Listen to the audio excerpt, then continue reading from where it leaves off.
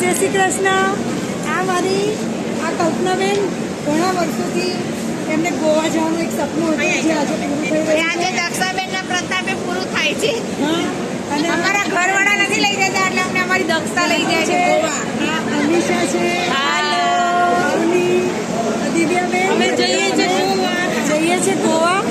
આજે અમારી જર્ની છે 5 ને 20ની ટ્રેન છે Okha Ernakulam. Happy journey, happy journey. Happy journey. આ અમારા મોક્ષુ સૌથી નાનો મોક્ષો રહી ગયા। અમે છે ને ગોવા ઉતરી ગયા અને પછી આ એક પર્સનલ ટેક્સી કરીને હવે અમારા હોટલ પર જઈ રહ્યા છે। આજે બધી પાછળ બેઠી છે, આ 3 પાછળ ઠાસીને બેસી ગઈ છે। ખુશી આવી છે મારા જોડે, મારી કરીના એના જોડે બેઠી છે। અમીષા જે અમારી ફર્સ્ટ ટાઈમ અમારી સાથે ફરવા આવી છે, બહુ સારો એક્સપીરિયન્સ એની માટે પહેલી જર્ની છે।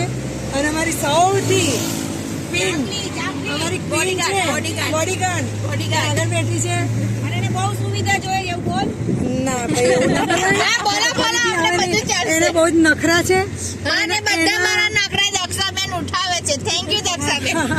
એને બહુ જ નખરા છે અને મારી આ જાનુડીના બી બહુ નખરા છે, પણ એને પાછળ ખૂણામાં અમે અત્યારે બેસાડી દીધી છે, સૌથી ખૂણા શોધીને। બાજુમાં બેઠા ઈ પહેલી વાર આવ્યા છે મારી જોડે દિવ્યાબેન અમદાવાદથી આવ્યા છે, અને એક મારી ફ્રેન્ડ હેતલ જે આવી છે નડિયાદથી, ચાઇલ્ડહુડ ફ્રેન્ડ છે। હા એ મારી નાનપણની બેનપણી છે જે ગોવા જોવા આવી છે।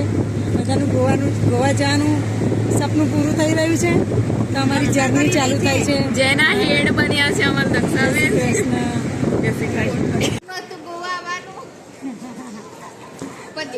દક્ષાબેન થેન્ક યુ। અમારું સપનું હતું ગોવા આવવાનું, મહેન્દ્ર તો ના લઈને આવ્યા પણ તમે લઈને આવ્યા એટલે તમારે સેટલ કરવાનું।